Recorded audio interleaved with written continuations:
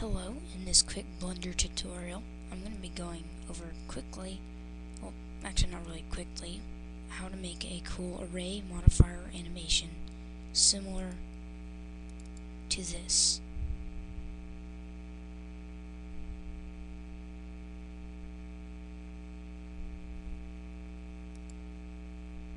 But we're going to be doing it in 3 dimensions. That's a much earlier test, but I really haven't had much time to render a 3-dimensional one. So, first thing you want to do is you want to start off with the default cube, and I like to scale it down a little bit, but you don't want to scale it down in the actual scale thing. You don't want to do that. You want to hit tab and hit S, and I like to scale it down to 0.25. Just type that on the number keys across the top and it scales it down. Actually, you can scale it down probably just 0.5.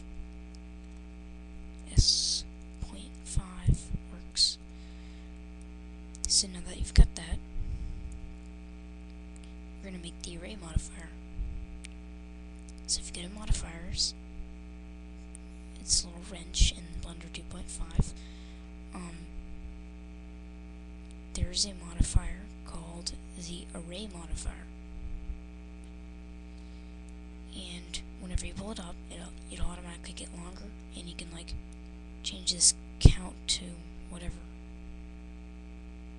But what we're going to do is, first thing we need to do is for each dimension you want, so you can do it in 2 dimensions, but I'm going to do it in 3 dimensions. So we'll do 3. For this, you want to add 3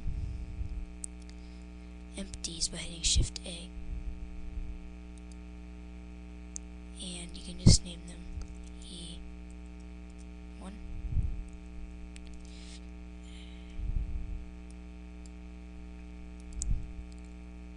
E2, Shift A, E3, empty 1, 2, and 3. So now if you right click on your cube again and see where it says fixed count, you can go ahead and change it to like about 10. Go ahead and hit object offset and uncheck relative offset. Then for the object, you want to click it and just select E1.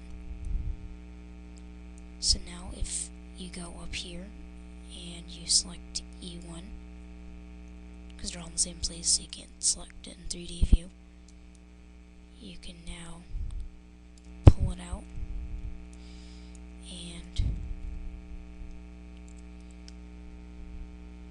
do all sorts of things with it. But what you want to do is you want to go back to your cube and change the count to about 10,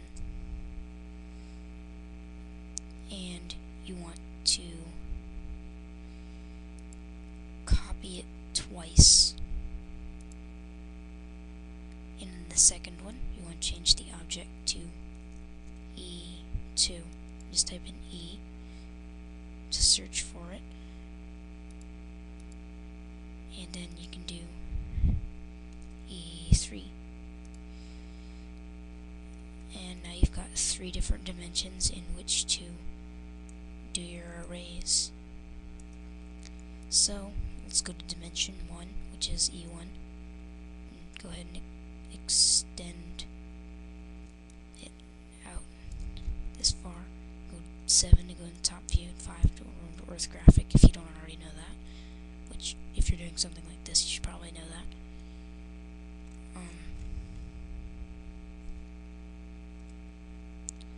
Just hit G to kind of extend it out a little bit. Go ahead and hit E2. Hit G. Go ahead and extend that out a bit.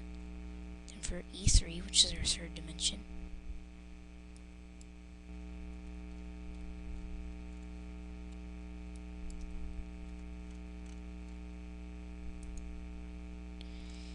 sometimes what mine doesn't like to select. Oh, add caps lock on. That make sense. What you want to do is you want to go ahead and just bring that one up. So now you've got a big block like this. One thing that I forgot to do though was right click on your arrays and hit merge on all of these. That'll keep it from getting a bunch of artifacts whenever you render it out from the cubes overlapping. But anyway, so let's say you want to animate this. First thing you do is you select, let's say, I'm going to select all three of these by hitting shift and selecting them in here in the thing. It may not look like they're selected, but they are if you look in the 3D view. Actually, E3 may not be selected. Why is it not selecting? Oh, I've still got caps lock on. You just hit shift and select the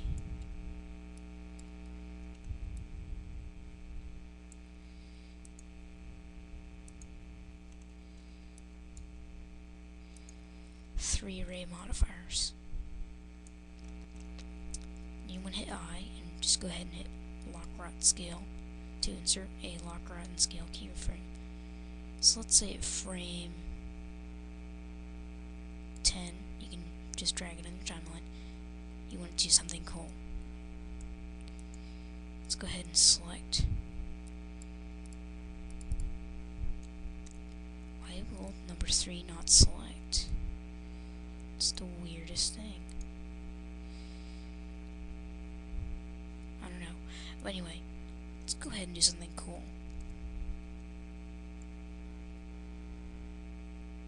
Let's go into some funny angle and rotate it. Like that. And go ahead and hit I, lock rot scale. Then maybe go forward a few frames.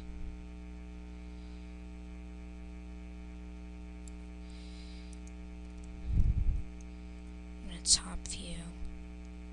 Select like a different one.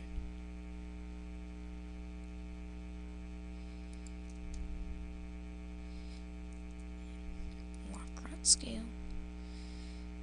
So now if we view our animation, looks like this. If you hit Alt A, looks like that. So now you can just kind of go through. Still don't know why 3 won't select. Maybe need to rename it something else. Third. Let's try that. Third.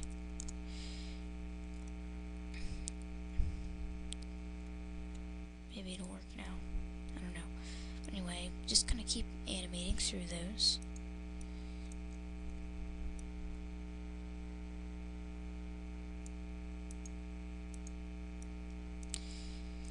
Maybe kind of go to some funny angle.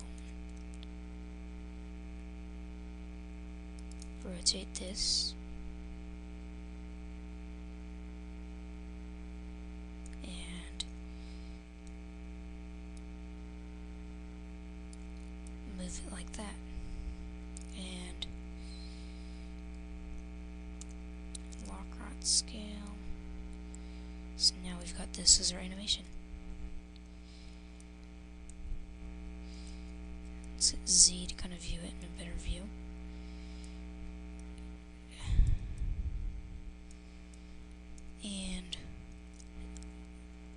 And you just kind of keep going through and animating your keyframes, and you're done animating all your arrays. You can go ahead and start animating your camera to do a cool view. I'll go ahead and show you my 2-dimension one I did earlier. Close videos. And you just do some cool camera movements like this. And that's pretty much it. Hope you enjoyed the tutorial, and please be sure to come again next time and watch my next tutorial.